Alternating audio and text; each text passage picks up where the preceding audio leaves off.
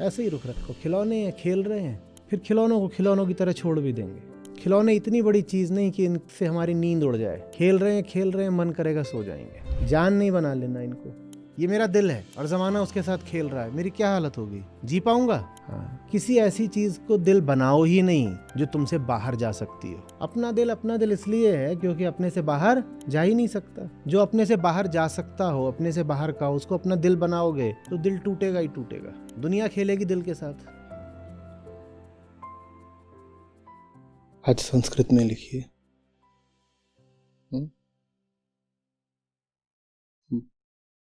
बहुत पहले जब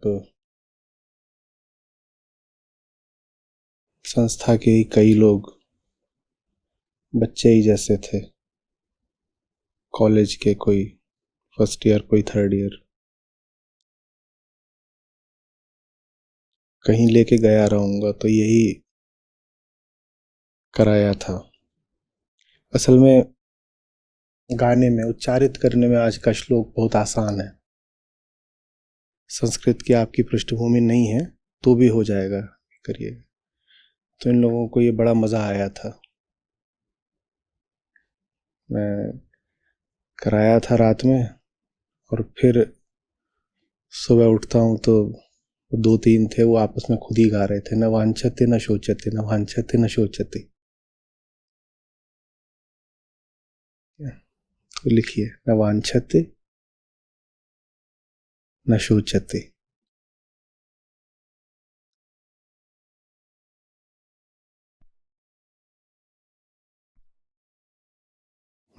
और लिखिए, जैसे गीता में निर्मल इंद्रिय हमें मिला था, वैसे स्वस्थ इंद्रिय।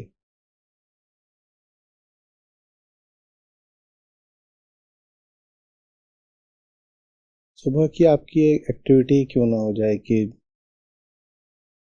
श्लोकों का अल्प भाग, उनका कोई अंश जो आपको प्रिय हो उसको लिखें। जैसे युद्धस्य भी वही है, श्लोक का वो एक अंश है।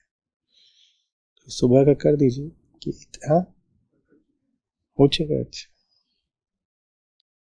आप फिर से कर सकते हैं। तो न वांछते न शोचते, न वांछते न शोचते।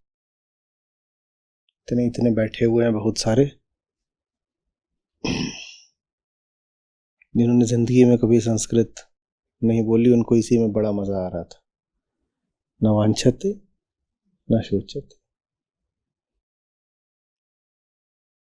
न मांगते हैं न रोते हैं।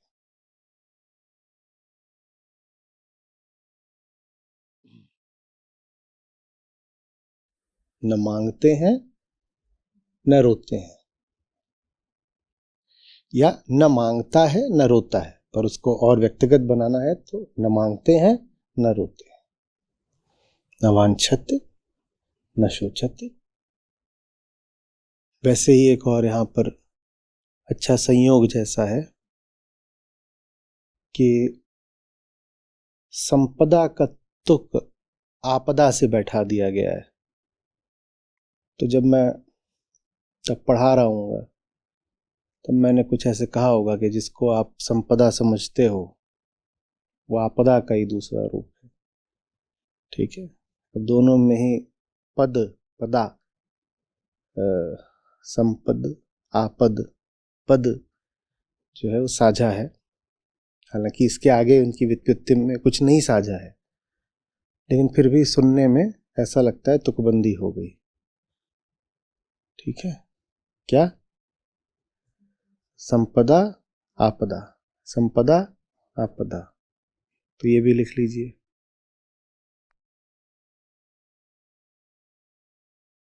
न शोचते, स्वस्थेंद्रिय, संपदा हाइफन आपदा, ये दोनों आपस में जुड़ी हुई हैं।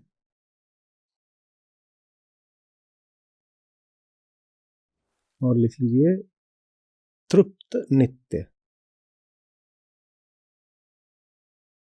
तृप्ति की एक बड़ी पहचान है कि फिर भविष्य की इच्छा या अतीत का स्मरण अनिवार्य नहीं रह जाता। तृप्ति माने अब समय से मुक्त हो गए। तो नित्य, नित्य माने वो जो समय के साथ बदलता नहीं।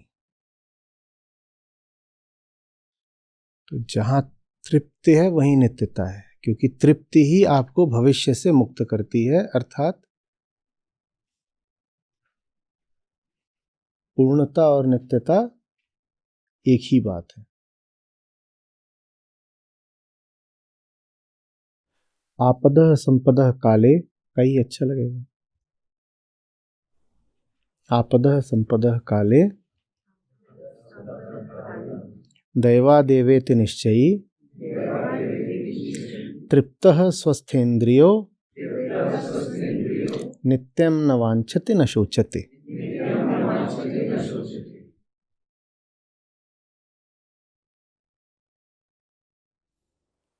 संस्कृत भाषा से वैसे भी जो आधुनिक आदमी है उसका रिश्ता बहुत औपचारिक हो गया है।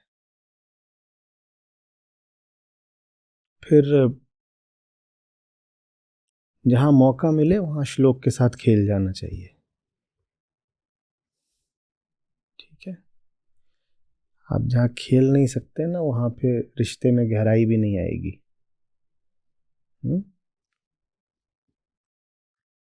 और जो बात कही जा रही है श्लोक में वो बहुत महत्वपूर्ण है, आवश्यक है। उससे रिश्ता नहीं बना पाओगे तो नुकसान हमारा है, और रिश्ता बनाने के लिए ज़रूरी है कि श्लोक के साथ थोड़ा खेला कूदा करो। चलिए,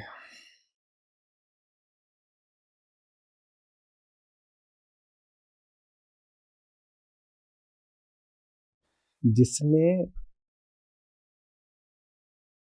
प्रकृति के क्षेत्र को संयोगिक जान लिया वो उसे आत्मिक समझकर फिर दुख नहीं पाता।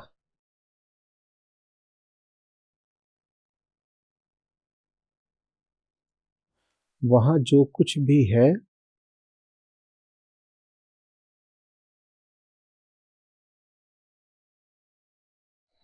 अगर मिला हुआ है तो जाने को तैयार है, उसे पकड़कर कोई लाभ नहीं। और अगर नहीं मिला हुआ है तो उसको पाकर भी कुछ मिल नहीं जाएगा, तो उसे मांगने से कोई लाभ नहीं। न वांछते न शोचते। वांछते मन मांगना, अप्राप्त वस्तु को पाने की कामना करना। अगर नहीं मिला हुआ है तो मिल भी गया तो कुछ नहीं मिल गया। वो ज्यादा महत्वपूर्ण तभी तक लग रहा है जब तक मिला हुआ नहीं है।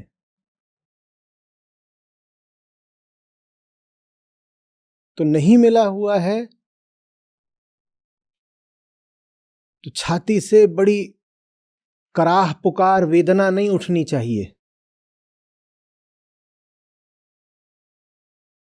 हल्की चीज है, बाहर रखी है। मिली है तो मिली है, नहीं मिली है तो नहीं मिली है। पा लिया तो भी एक पल की बात है, खो दिया तो भी एक पल की बात है। उसको यहां सीने पर रख करके फिरना नहीं है।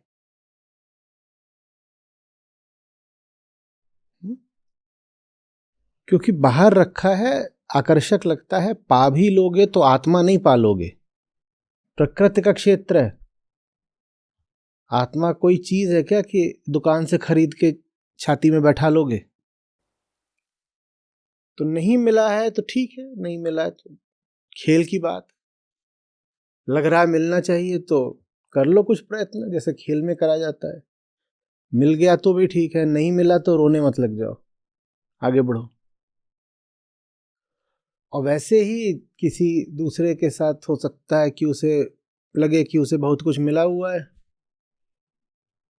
मिला हुआ है तो बहुत सौभाग्य मत मनाओ, जो मिला हुआ है वो जाने को तैयार है, लेकिन वो चला भी गया तो तुम्हारा कुछ चला नहीं जाएगा। जैसे पाने वाले को पाने से कुछ मिल नहीं जाएगा, वैसे ही गंवाने वाले का खोकर कुछ खो नहीं जाएगा। हाँ, तुम्हारे पास है, मान लो संपत्ति है,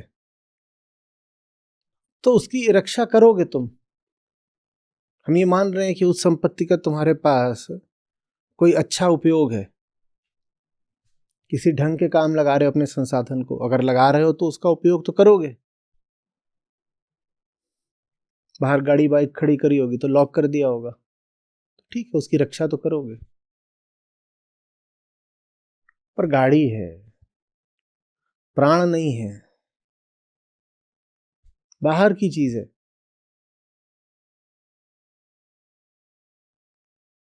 एक विधि से नहीं तो दूसरी विधि से, किसी ना किसी रास्ते से तो उसको एक दिन जाना ही है। उसको उसकी जगह पर रखो, उसको इतनी हैसियत न दे दो कि वो आत्मिक बन जाए। हमारे लिए सबसे प्यारी चीज आत्मा है। आत्मा ऐसी चीज है जो प्राण से बढ़कर होती है। सब सच्चे लोगों ने उसी के लिए जान दी है आज तक। जान छोटी चीज है, आत्मा बड़ी चीज है। बाइक को आत्मा बना लिया तो क्या करना पड़ेगा? अब बाइक के लिए जान दो, वो इस लायक है कि उसके लिए जान दे। जिसको आत्मा बना लोगे ना, उसके छूटने पर, मिटने पर, टूटने पर बड़ा दर्द होता है।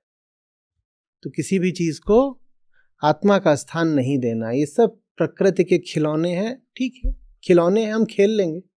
किसने कह दिया खिलौने हैं तो तोड़ दो? आप बच्चे थे या आपके घर बच्चे हैं, उनके खिलौने होते हैं तो तोड़ना शुरू कर देते हो। ये बाइक मिथ्या है, झूठी है, ये बाइक ये कहीं नहीं ले जा सकती, तोड़ दो। अरे वो खेल रहा है, खेलने दो, तुम भी खेल लो।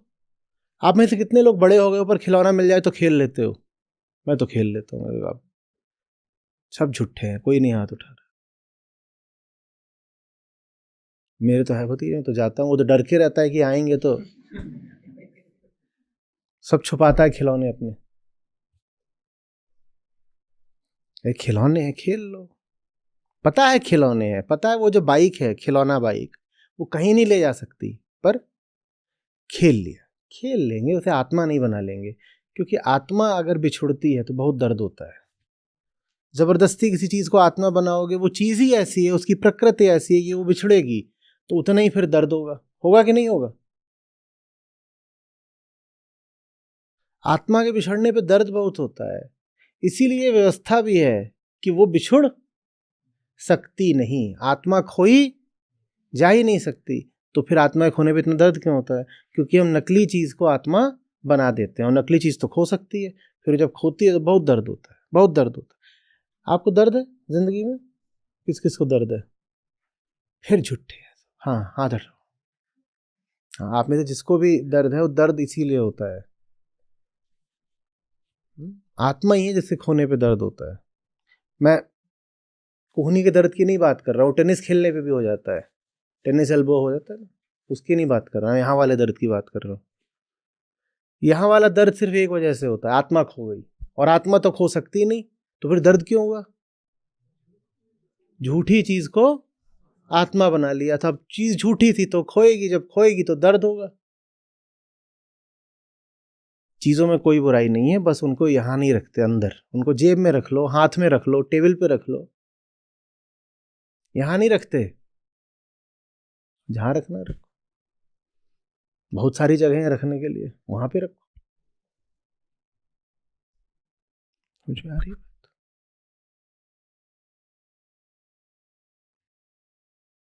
यही है श्लोक, हो गया, कुछ और है नहीं उसमें।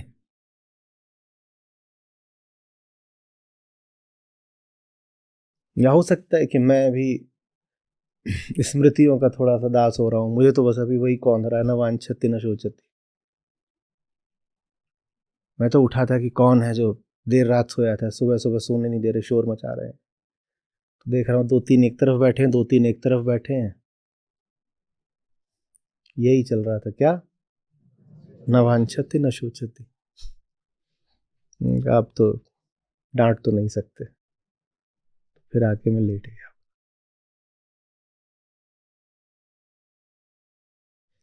आप समझ रहे हो?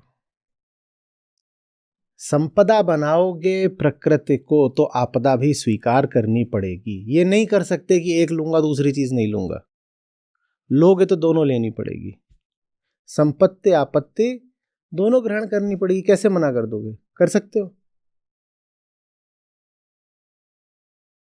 पराठा खा रहे हैं, बोल रहे हैं स्वाद तो आए, कैलोरी ना आए।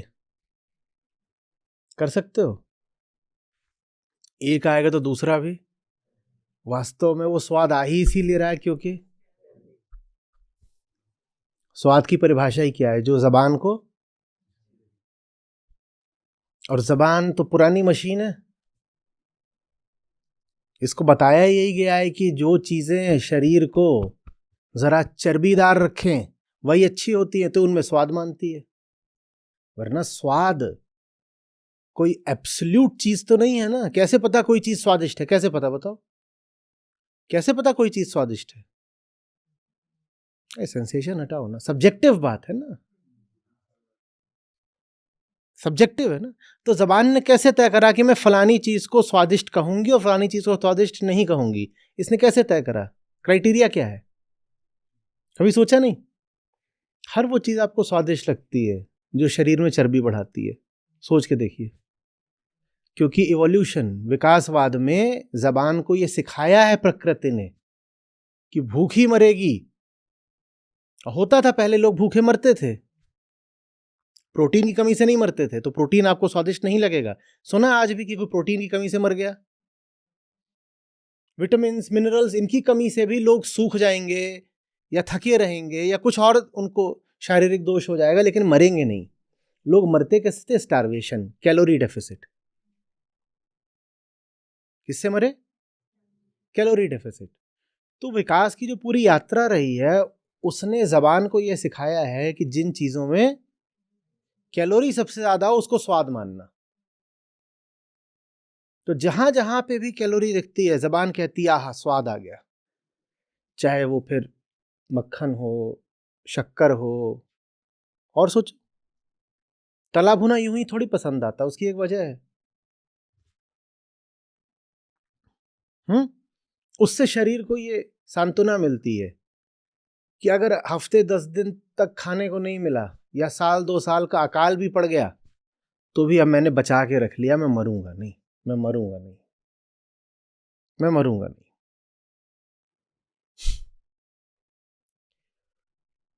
समझ में आ रही?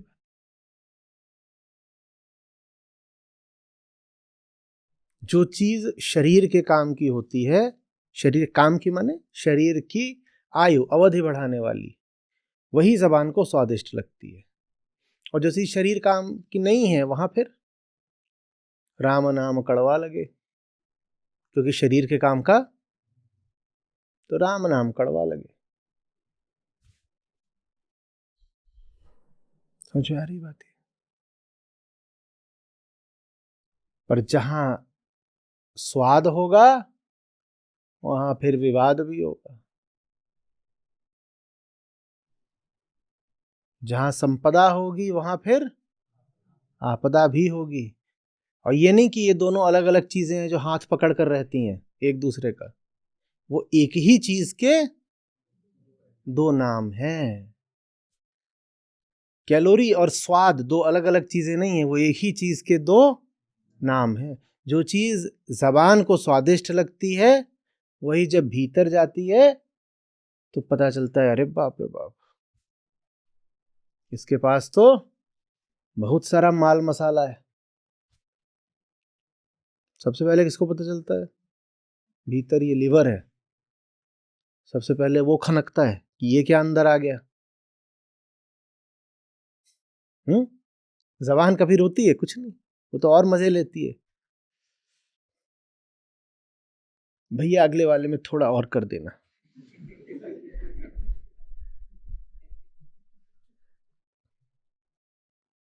चटपटा। जबान कभी बोलती है कि गड़बड़ हो रही है? तो जब अंदर जाता है माल तो लीवर बोलता है कि ये क्या भेज दिया है, इसका करूं क्या। क्योंकि खाने में जो जहर भीतर ले लिया है आपने, टॉक्सिन, उसको हटाने का पहला काम कौन करता है? सबसे पहले वो रोता है।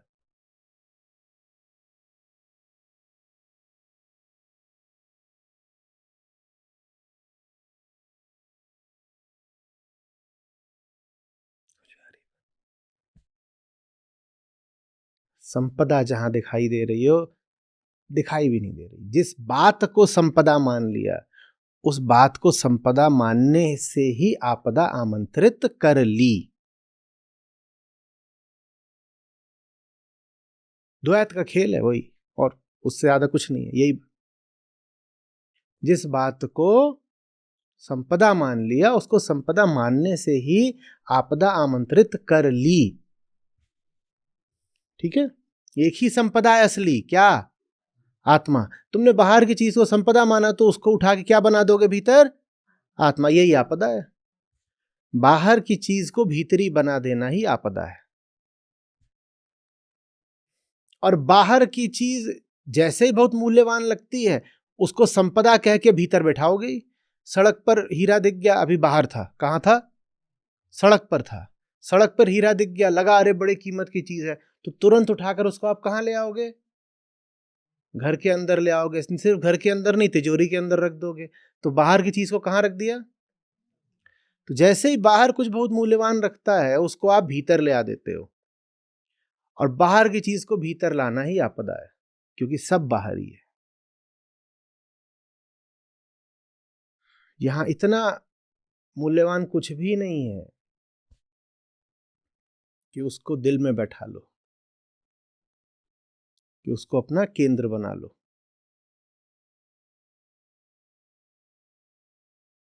सब खेल खिलौना है, ठीक है। मैं तो देखता हूँ छोटे बच्चे, वो पूरा जब बैठ जाएंगे जमीन पर, चारों तरफ 50 तरीके के खिलौने वो अपना फैला लेंगे। ट्रेन है, उसकी पटरियां हैं, वो पटरियां ऐसी हैं कि वो टुकड़ों में, हिस्सों में आती हैं। तो उन पटरियों को पहले एक में एक करके लगाओ तो बड़ी भारी गोल पटरी बनेगी। इतनी बड़ी पटरी बनी ऐसे, वो पटरी के बीच में बैठ गए हैं। फिर लेगोज आते हैं, वो आपस में लगाए जाते हैं, तो वो कर लेंगे और चारों तरफ उसको फैला दिया है। और 5-7 तरीके की छोटी गाड़ी, बड़ी गाड़ी, आग बुझाने वाली गाड़ी, ठीक है, फायर ट्रक हो गया, ये हो गया, बैटल टैंक हो गया, ये सब अपना वो बिछा के चारों तरफ बैठ गया है और ये सब चल रहा है। हो गया, थोड़ी देर में देखो वहीं सो गया। खिलौनों से खेलना है तो फिर बच्चों जैसा रुख भी होना चाहिए। खेल रहे थे तो खेल रहे थे, फिर सो गए। थोड़ी देर में कोई उठाता है, उसको ले जा करके उसके बिस्तर पे कर देता। खिलौने सारे वैसे के वैसे ही पड़े हैं, आप नहीं हो वहां पर। ऐसे ही रुख रखो, खिलौने हैं, खेल रहे हैं, फिर खिलौनों को खिलौनों की तरह छोड़ भी देंगे। खिलौने इतनी बड़ी चीज नहीं कि इनसे हमारी नींद उड़ जाए। खेल रहे हैं, मन करेगा सो जाएंगे। जान नहीं बना लेना इनको। जिसको संपदा मान लिया वो जान बन जाता है। किसी का जान बन जाना ही आपदा है। आपकी जान आपसे बाहर घूम रही हो, दिक्कत आएगी नहीं आएगी? आएगी नहीं आएगी? अब ये दिल है मेरा, यहाँ धड़क रहा है, मुझे दिखाई दे कि ये यहाँ बैठी हुई है, वो उसको सॉफ्टी, और फिर इसको दे दिया खेलने के लिए। ये उसमें ऐसे पेन चुभ हो रहा है, देखें क्या होता है पेन चुभ होने से। और फिर उन्होंने उछाल के पीछे दे दिया है, चलो कैचम कैच खेलते हैं, कौन पकड़ेगा। फेकम फेकाई चल रही है, कोई कह रहा है दीवार मार के देखे बाउंस करेगा, तो मेरी क्या हालत होगी फिर? ये मेरा दिल है और जमाना उसके साथ खेल रहा है, मेरी क्या हालत होगी? जी पाऊंगा? हाँ। किसी ऐसी चीज को दिल बनाओ ही नहीं जो तुमसे बाहर जा सकती हो। अपना दिल इसलिए है क्योंकि अपने से बाहर जा ही नहीं सकता। जो अपने से बाहर जा सकता हो, अपने से बाहर का हो, उसको अपना दिल बनाओगे तो दिल टूटेगा ही टूटेगा। दुनिया खेलेगी दिल के साथ।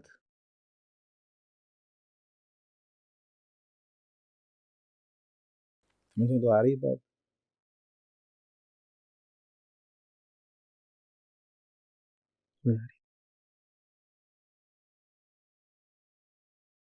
ये बहुत जबरदस्त कला है, सारा अध्यात्म इसी पर है।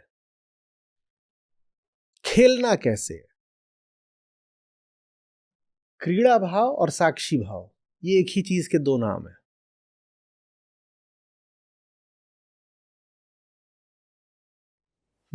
प्रकृति के साथ रिश्ता क्या है? खेलने का। उसी को साक्षित्व कहते हैं। साक्षित्व का अर्थ होता है निर्लिप्तता। अब सिर्फ ऐसे सुनो साक्षी तो ऐसा लगता है कि जैसे छूना भी नहीं है, पर प्रकृति को छुए बिना जियोगे कैसे? तो साक्षी होकर छुए कैसे? ऐसे जैसे बच्चा अपने खिलौनों को छूता है।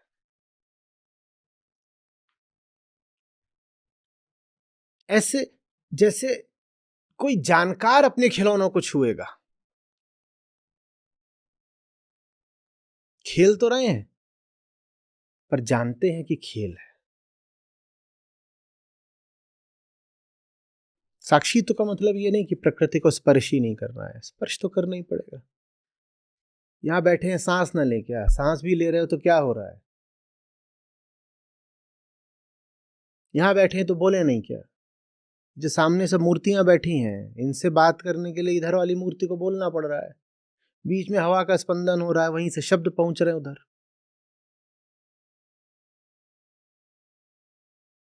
इधर भी देह से कोई रिश्ता नहीं रहे, उधर भी देह से कोई रिश्ता नहीं रहे, तो फिर इधर और उधर भी कोई रिश्ता नहीं रहेगा। ये बातचीत भी फिर निरर्थक हो जाएगी। तो प्रकृति से रिश्ता तो रहेगा ही।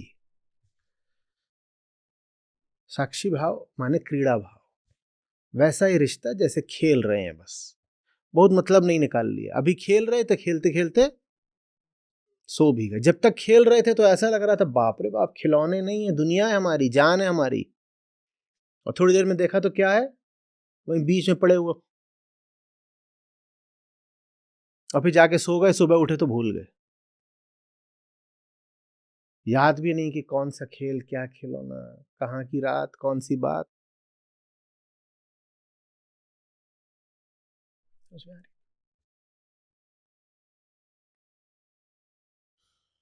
और जो ये नहीं कर सकता उसके लिए जीवन में विपदा ही विपदा है। सत्य के अलावा कोई और संपदा बनाओगे तो आपदा विपदा के अलावा कुछ नहीं पाओगे। सत्य के अलावा बाकी जो कुछ है वो क्या है? खिलौने। आपसे कोई कहे कि बताओ आपके पास बड़ी बड़ी चीजें क्या हैं, तो आप अपने खिलौने भी बताते हो। बस ऐसे। आपके यहाँ कोई आया, बोला आपकी कुल संपत्ति का हिसाब करना है, नेटवर्थ निकालेंगे आपकी, तो आप खिलौनों की अलमारी खोल के खिलौने भी दिखाओगे, कहोगे कि इसकी भी कीमत लो। हाँ, तो वैसे ही उनको खिलौना मानते हैं, संपदा नहीं मानते। तो कुल संपत्ति में उसको क्या गिने? खिलौने हैं, संपदा नहीं है, तो संपत्ति में नहीं गिनते इनको हम। आपके पास भी जो कुछ है उसे अपनी संपत्ति में मत गिनिए, अपने खिलौनों में गिनिए। जो कुछ है क्या है आपका? खिलौना है, संपत्ति नहीं है। खिलौना है, खेल रहे हो, कल नहीं होगा वो खेलने के लिए, जब तक है खेल लो।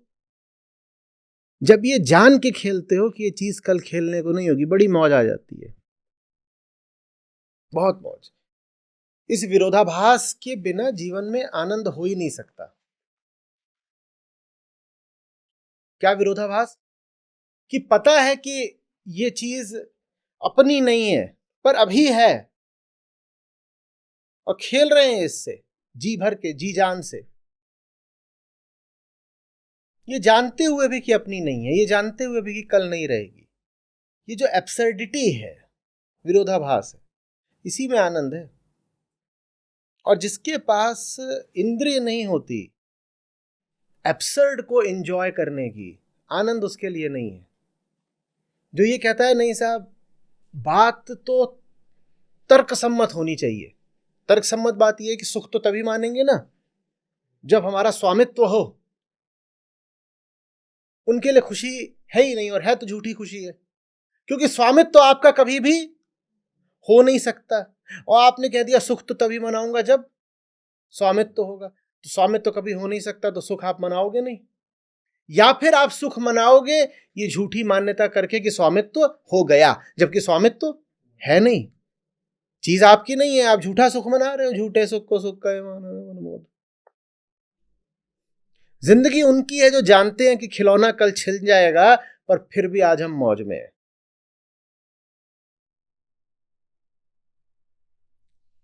खिलौना कल छिन जाएगा, पर फिर भी हम मौज में।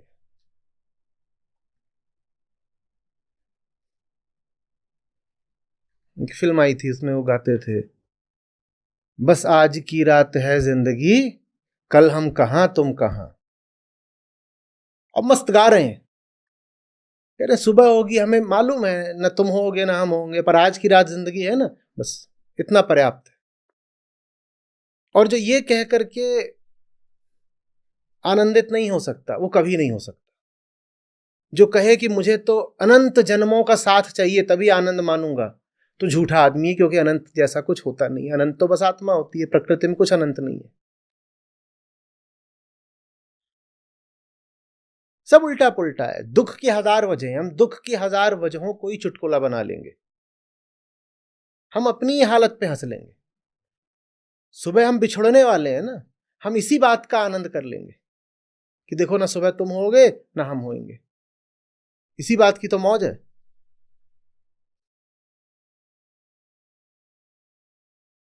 समझ में आ रही? और इस बात की अगर मौज नहीं है तो किसी झूठी बात की मौज होगी, क्योंकि इस बात के अलावा प्रकृति में कोई तथ्य है ही नहीं। बाकी सारी बातें झूठी हैं।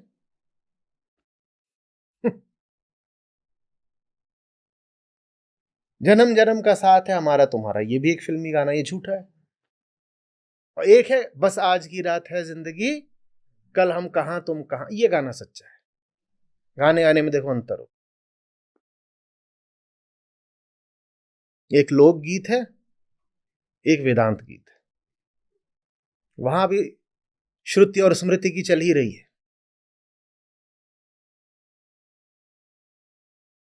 एक ने उपनिषद पढ़ के लिखा, और एक ने बाकी सब जो ग्रंथ चलते हैं वो पढ़ के लिख दिया कि जन्म जन्म का साथ है हमारा तुम्हारा। गरुड़ पुराण पढ़े होंगे।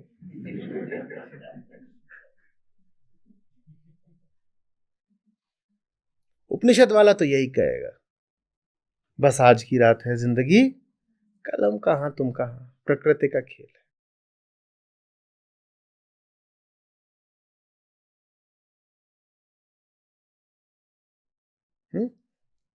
एब्सर्डिटी, एब्सर्डिटी समझते हो? कोई तुक नहीं है, कोई कारण नहीं है, लेकिन फिर भी मौज है। और जिसकी मौज बिना कारण के नहीं हो सकती, उसको मैं कह रहा हूं कभी मौज नहीं मिलेगी, क्योंकि मौज के लिए कोई पर्याप्त कारण प्रकृति में है ही नहीं। बताओ क्या पर्याप्त कारण है? अभी आपको मौज क्या होगी? आप यहां बैठे हुए हैं, इतनी देर में करोड़ों जीव मारे गए, न जाने कितनी हत्याएं हो गई, लूट खसोट चोरी चकारी जो कुछ भी कृत्य हो सकते थे सब हो गए। कारण तो कुछ भी नहीं है आनंद का। आप जितनी देर यहां बैठे उतनी देर आप मौत के और करीब आ गए। क्या कारण है? किस बात पे? कोई पूछे बात बताओ, किस बात पे आनंदित हो? बात कुछ हो ही नहीं सकती। कोई बात बताए भी तो पागल आदमी है, उसकी बात को खंडित किया जा सकता है। कोई बात नहीं है, मूर्खता ही मूर्खता है। इसी पे हंसो, चोट ही चोट है, दर्द ही दर्द है, इसी पे हंसो। और जो इस पे नहीं हंस रहा वो फिर करता रहे इंतजार, कभी नहीं हंसे।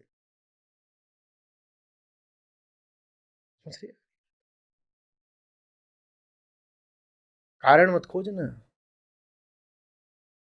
कारण नहीं मिलेगा, और कारण अगर मिल गया तो पाखंडी हो।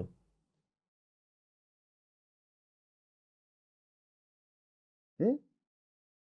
या फिर कुछ ऐसी विचित्र बात बोलनी पड़ेगी कि मेरे सुख का कारण दर्द है, तब भी ठीक है। इतना बोल दो तो भी ठीक, पर फिर वो बात फिर वही हो गई, क्या? एब्सर्ड। अब ये पश्चिम से आया है शब्द एब्सर्ड, और इसके समतुल्य हमारी भाषाओं में कोई शब्द नहीं मिलता। आसपास है इसके, विद्रुप बोल सकते हो आप, लेकिन जो खनक एब्सर्ड में है वो खनक वाला शब्द नहीं मिलता अपने यहां।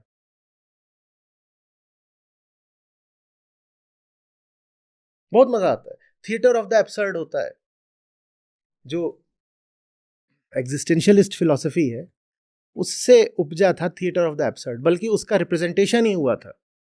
वो फिलॉसफी मोटी मोटी किताबों में नहीं अभिव्यक्त होती है, वो अभिव्यक्ति हुई कहानियों के माध्यम से, कविताओं और ड्रामा के माध्यम से। तो जो एब्सर्डिस्ट थिएटर था वो एग्जिस्टेंशियलिज्म को मैनिफेस्ट करने का बड़ा जरिया बना। उसमें लगातार यही है, बहुत हंसाते हैं और जो हो रहा होता है वो भयानक होता है, पर आप हंसोगे, वो आपको हंसा रहे हैं, आप भयानकता पर हंसते हो।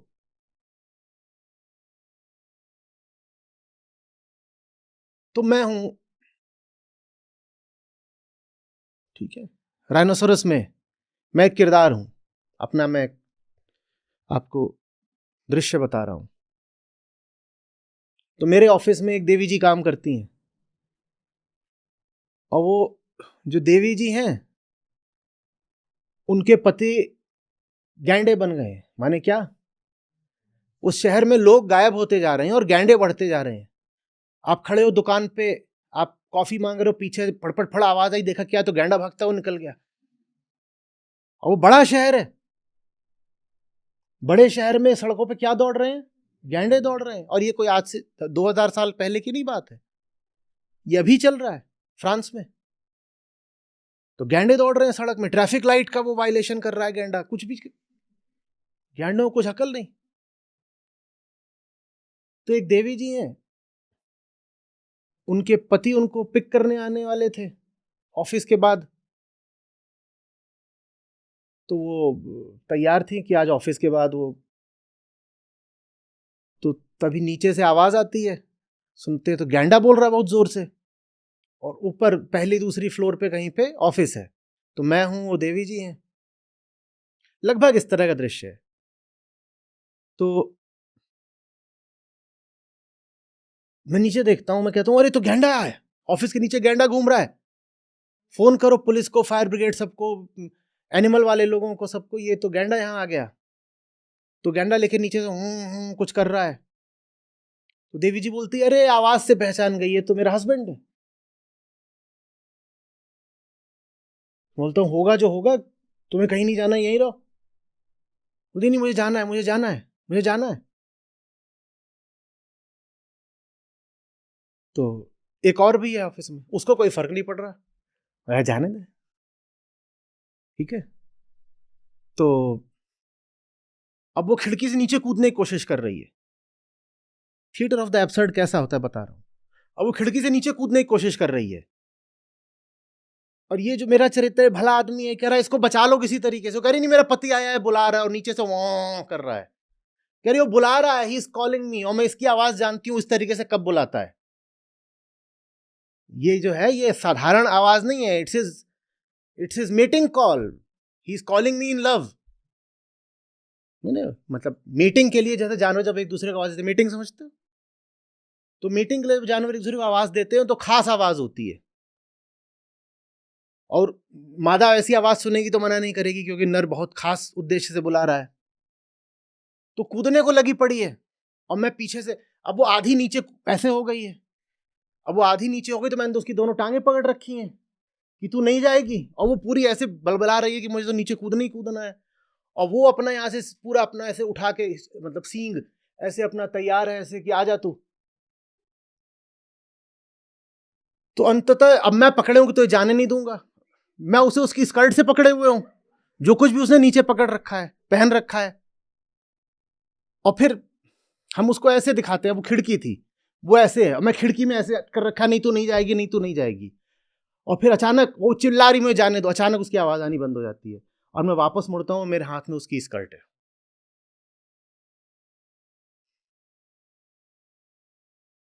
उसने नीचे जो पहन रखा था, जो कुछ भी, वो मेरे हाथ में आ गया। और वो पूरे तरीके से बिल्कुल बालिका समान होके, छोटे बच्चे ऐसी होके गैंडे पे कूद गई।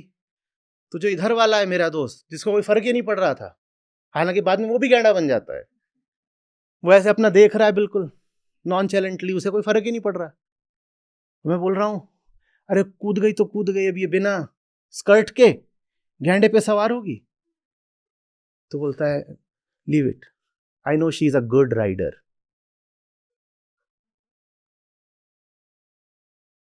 ये है थिएटर ऑफ द एब्सर्ड, जहां भयानक से भयानक बात भी ऐसे बताई जा रही है जैसे मजाक, क्योंकि उसको ऐसे नहीं बताया तो बर्दाश्त नहीं होगी। इंसान जानवर बन रहा है, और जिसको जानवर से बचाने की कोशिश कर रहे हो वो खुद ही आतुर है कि मुझे भी जानवर ही होना है। अब इसको आंसुओं के साथ बताओ तो कितना रोओगे? रोने से भी आदमी बोर हो जाता है। तो कहा चलो इससे ज्यादा भयानक बात नहीं हो सकती, इससे ज्यादा दर्द की बात नहीं हो सकती, इसको चुटकुले ही बना दे। She is a good rider. अब आज का समय होता और इतने सारे कैमरे वैमरे होते तो मैं अपनी फोटो देता, जहां वो कूद गई है देवी जी और मैं ऐसे ऐसे मुड़ता हूं, उसका स्कर्ट झोला हाथ में लेके कि ये तो छोड़ के मेरे हाथ में भग गई। यही है।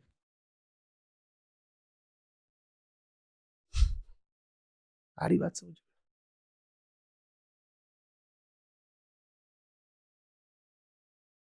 वेटिंग फॉर गोदो है, उसमें वो खड़े हुए हैं, हो कुछ नहीं रहा, दोनों मूर्ख बन रहे हैं। और ये बड़ी ट्रेजेडी की बात है, ये सब ट्रेजेडीज हैं वास्तव में। ये बड़ी ट्रेजेडी की बात है कि आप किसी ऐसी चीज का इंतजार कर रहे हो जो आपको जीवन भर मिल नहीं सकती, पर वो आप हंसी देते हो कि तो हंस। ये सच्चाई इतनी कड़वी है कि बिना हंसे इसको बर्दाश्त नहीं कर पाओगे, और अगर बर्दाश्त नहीं कर पाओगे तो इसमें फिर मिलावट कर दोगे, पाखंडी हो जाओगे। आप पैदा हुए हो, आप जहां पैदा हुए हो वहां आप टिक नहीं सकते, आप जहां पैदा हुए हो वहां कोई चीज आपके काम नहीं आ सकती। आप जहां पैदा हुए हो वहां आपके जन्म से लेके जीवन और मृत्यु तक सब कुछ मिथ्या है। ये बात इतनी कड़वी है कि इस पे हंसोगे नहीं तो जी नहीं पाओगे। यही आनंद है।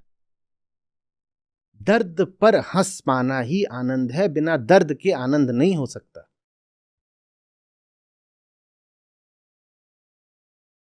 आपदा संपदा के खेल में आनंद की आहुति चढ़ जाती, वहां आनंद नहीं रहता, गंभीर हो जाते हो बहुत ज्यादा आप।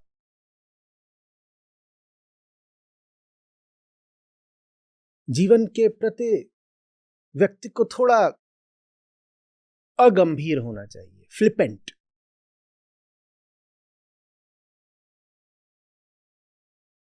A general and gentle contempt. जिंदगी चीज ही ऐसी है, यहां गंभीरता से लेने वाला कुछ नहीं है।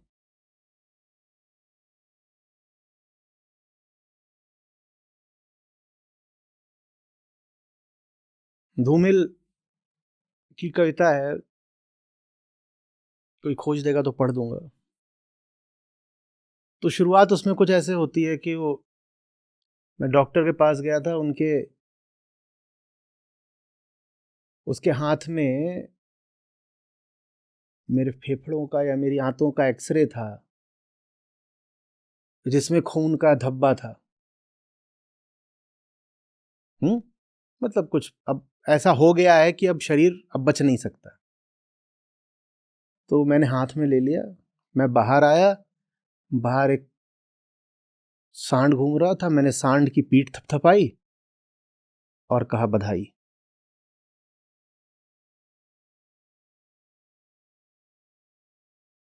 एब्सर्ड है ना जिंदगी।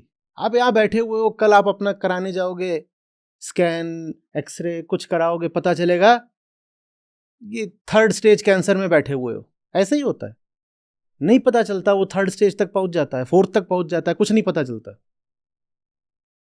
तो उसमें और क्या कर सकते हो? यही कर सकते हो, बाहर जाओ, सांड था, सांड देखा, सांड की पीठ थपथपाई और कहा बधाई।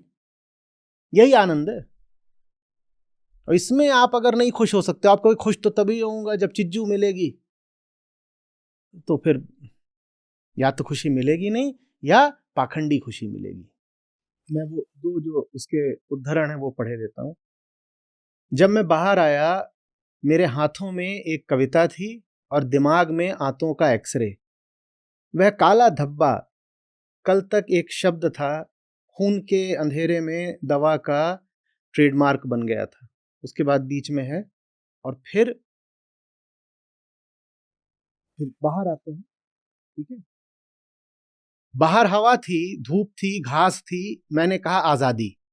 मुझे अच्छी तरह याद है, मैंने यही कहा था। मेरी नस नस में बिजली दौड़ रही थी।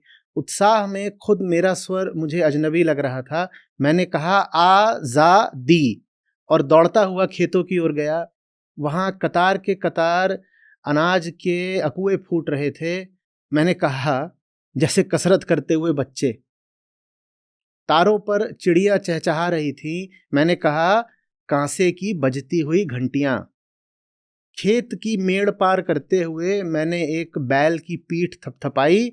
सड़क पर जाते हुए आदमी से उसका नाम पूछा और कहा बधाई। किस बात की बधाई? भाई तेरा नाम रोहन है, किस बात की बधाई? एब्सर्ड है ना। तो जैसे जिंदगी एब्सर्ड है कि दे दिया ये एक्सरे, तो एब्सर्डिटी को एब्सर्डिटी में जवाब देंगे। जिंदगी मुझे ये एक्सरे दे सकती है तो मैं तुम्हें बधाई दे सकता हूं। किस बात की बधाई? किस बात का एक्सरे? मुझसे पूछोगे कि किस बात की बधाई दे रहे हो, तो मैं पूछूंगा ये क्यों हुआ। जैसे ये हो सकता है बिना किसी वजह के, वैसे ही बधाई भी दी जा सकती है बिना किसी वजह के। बिना किसी वजह के जो खुशी हो उसे आनंद बोलते हैं। अगर खुश रहना है तो बेवजह खुश रहना सीख लो, क्योंकि वजह तो कुछ नहीं, कोई वजह है ही नहीं। वजह तो बस दुख की है, और दुख की हजार वजह है। हर वजह दुख की ही है। एक चीज और है जिसको आप दैव योग बोलते हो, वो मात्र क्या है? दैव योग नहीं, संयोग। हम प्रकृति को ही दैव योग बोलते हैं।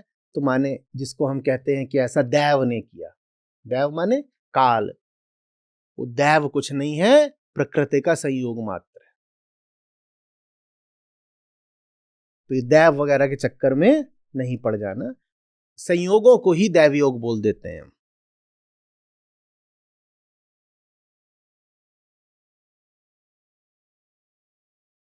किसी लेखक ने लिखा, दैव दैव आलसी पुकारा। मुझे आ रही बात? वो संयोग, अनुकूल संयोग की तलाश में है और उसके लिए प्रार्थना करता है कि मुझे किसी तरीके से कुछ दे दो हे मेरे देवताओं। हो सकता है कुछ मिल भी जाए, पर कुछ मिल गया है तो वो ऐसा नहीं कि किसी ने तुम्हारी पुकार प्रार्थना सुन के दिया। वो बस संयोग है। और तृप्त और नित्य, इसकी बात कर ही ली थी। स्वस्थ इंद्रिय, स्वस्थ इंद्रिय कौन सी है? किसके स्वास्थ्य की यहां बात हो रही है? हम्म ये जो त्वचा इंद्रिय, इसकी बात हो रही है। त्वक, इसकी बात हो रही है। स्वस्थ इंद्रिय बढ़िया चमका के रखनी होती है अच्छे से, इसकी बात हो रही है। किस इंद्रिय की बात हो रही है? मन इंद्रिय। उसके स्वास्थ्य का लक्षण क्या होता है? वहां प्रकृति नहीं बैठी होती। मन में संसार न बैठा रहे, यही स्वास्थ्य की निशानी है।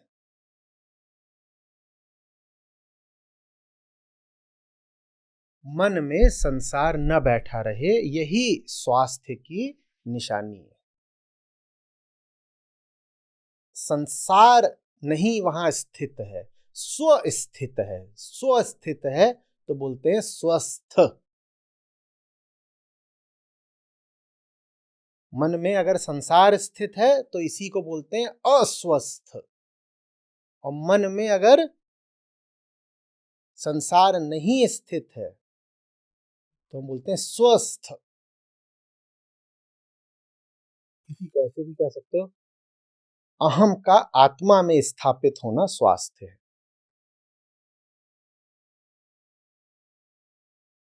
अहम का आत्मा में स्थापित होना स्वास्थ्य है, और जब अहम आत्मा में स्थापित होता है तो मन संसार से शून्य होता है।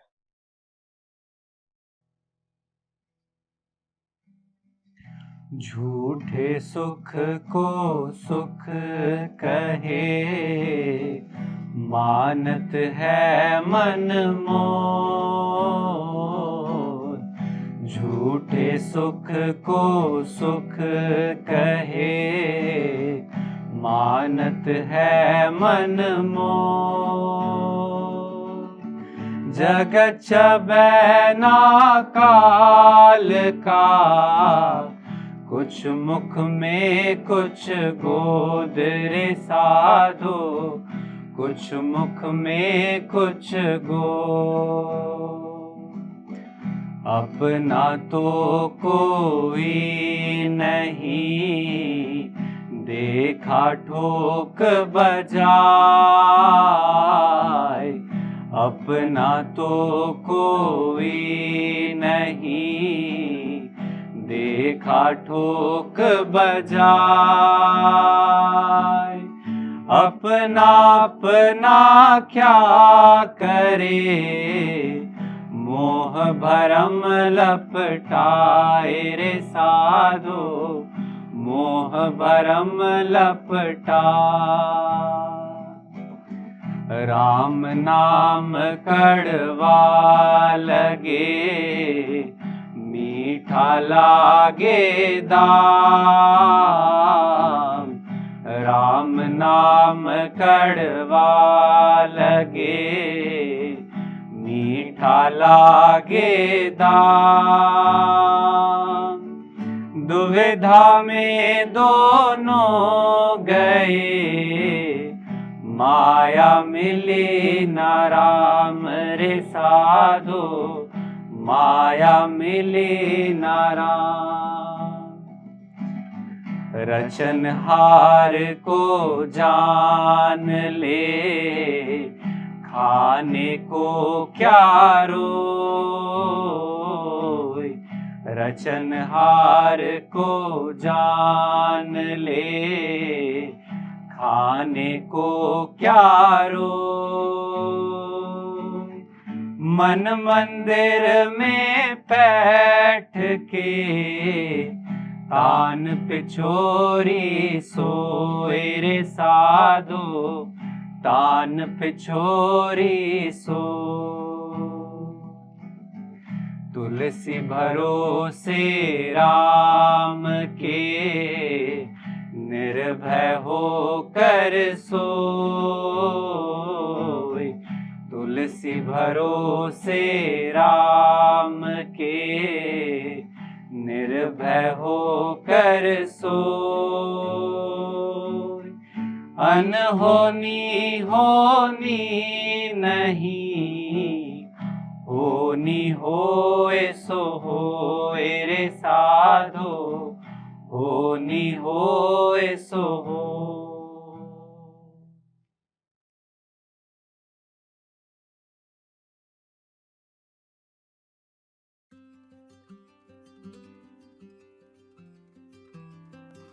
नमस्कार सर, मैं पूजा। मैं एक साल से आचार्य जी को यूट्यूब पे सुन रही हूँ। पिछले एक माह से आचार्य जी से गीता सत्र में जुड़ी हुई हूँ।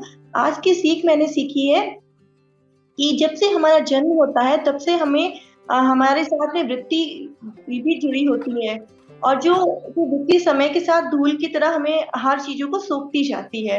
लेकिन इसके साथ ही हमारे जब हम जन्म लेते हैं तो हमारी जन्म के साथ ही चेतना का भी जन्म होता है, जिससे कि चेतना से हमें जन्मगत बल और अधिकार भी मिलते हैं। हमें निम्न तल को छोड़ के उच्च तल पर जाना है। असली चीज को बेचकर अगर नकली चीज इकट्ठा की, अब तो असली चीज ही लगने लगेगी। सबसे कीमती आत्मा होती है। अगर सब कुछ बेचकर खरा जीवन मिल जाए तो सौदा सही है।